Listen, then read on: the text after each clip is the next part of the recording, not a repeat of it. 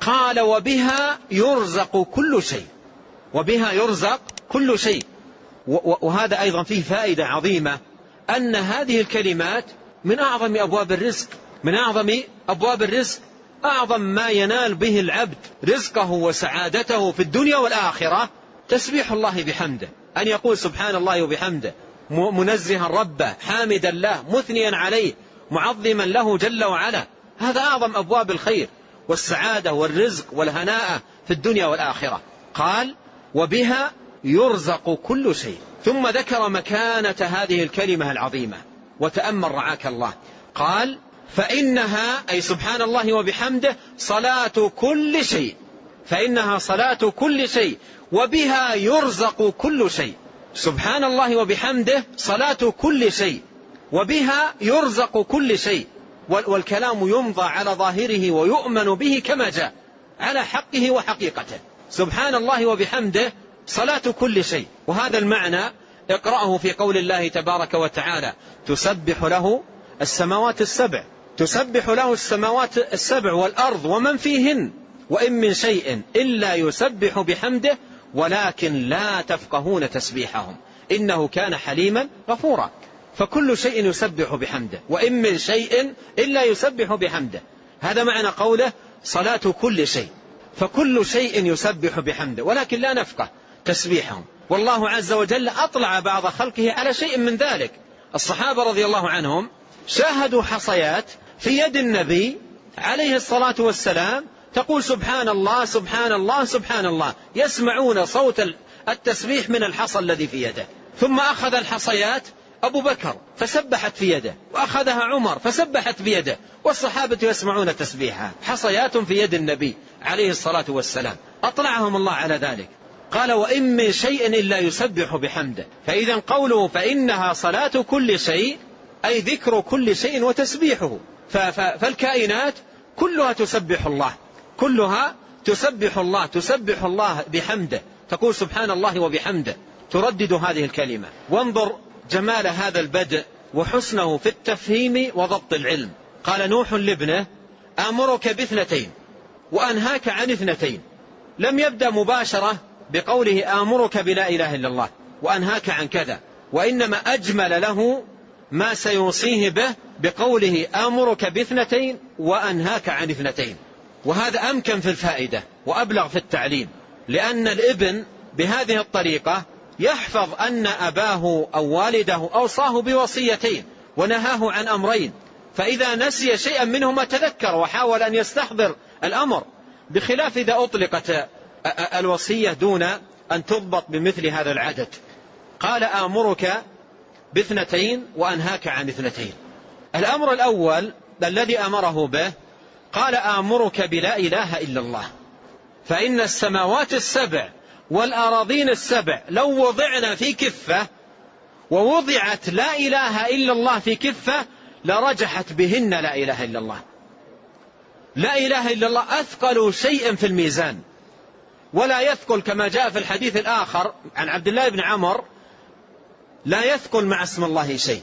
أثقل شيء في الميزان لا إله إلا الله، وليس هناك شيء أثقل منها في الميزان. كلمة لا لها وزنها الثقيل في الميزان ولها مكانتها العلية، فهي أعلى ما يكون في دين الله تبارك وتعالى.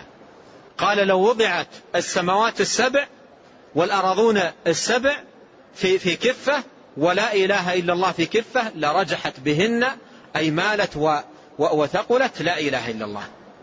فهذا يبين لنا مكانة هذه الكلمة. أمر آخر أيضا يبين مكانتها، قال ولو أن السماوات السبع والأراضين السبع كنا حلقة مبهمة، أي حلقة مفرغة، لقصمتهن لا إله إلا الله، وفي رواية لفصمتهن لا إله إلا الله. والفصم والقصم هما كسر الشيء، وهنا قال لقصمتهن أي لكسرتهن لا إله إلا الله. وهذا يدل على قوة هذه الكلمة وعظم أثرها وعلو مكانتها وكبير قدرها في دين الله تبارك وتعالى. ثم قال وسبحان الله وبحمده، أي وآمرك بسبحان الله وبحمده. وهذه الأمر الثاني، وهذا الأمر الثاني. قال آمرك باثنتين: الأمر الأول لا إله إلا الله، والأمر الثاني سبحان الله وبحمده.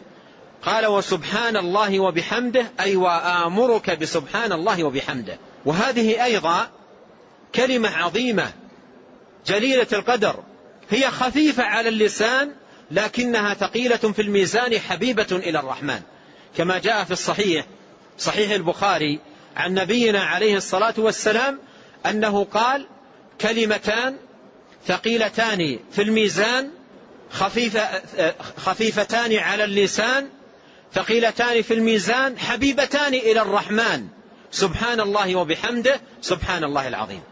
فسبحان الله وبحمده كلمة عظيمة ثقيلة في الميزان، عندما توضع في الميزان يوم القيامة لها ثقلها العظيم، وهي حبيبة إلى الرحمن، يحبها الله سبحانه وتعالى من عباده، ويحب من عباده أن يكثروا منها. وفي الحديث: من قال سبحان الله وبحمده في يوم 100 مرة غفرت له ذنوبه ولو كانت مثل زبد البحر. غفرت له ذنوبه ولو كانت مثل زبد البحر. فهذا يبين لنا مكانة هذه الكلمة سبحان الله وبحمده، جمع فيها بين التسبيح والتحميد. ثم ذكر له الأمرين اللذين ينهاه عنهما. قال: وأنهاك عن الشرك والكبر. ينهاه عن أمرين هما الشرك والكبر. ولاحظ خطورة الكبر هنا بقرنه مع ماذا؟ مع الشرك، أعظم الذنوب. قال: وأنهاك عن الشرك والكبر. إذن واجب على كل مسلم أن يعرف الشرك من أجل أن يتقيه وأن يحذر منه وأن يجتنبه. ومن لا يعرف الشرك كيف يتقي الشرك وهو لا يعرفه؟ والشرك هو تسوية غير الله بالله في شيء من خصائص الله. من جعل لله ندا في شيء من خصائصه سبحانه وتعالى، سواء خصائصه في ربوبيته أو خصائصه في أسماء وصفاته أو خصائصه جل وعلا في ألوهيته، فقد اتخذ مع الله شريكا. ولهذا أهل النار إذا دخلوا النار يوم القيامة يقولون: تالله إن كنا لفي ضلال مبين إذ نسويكم برب العالمين.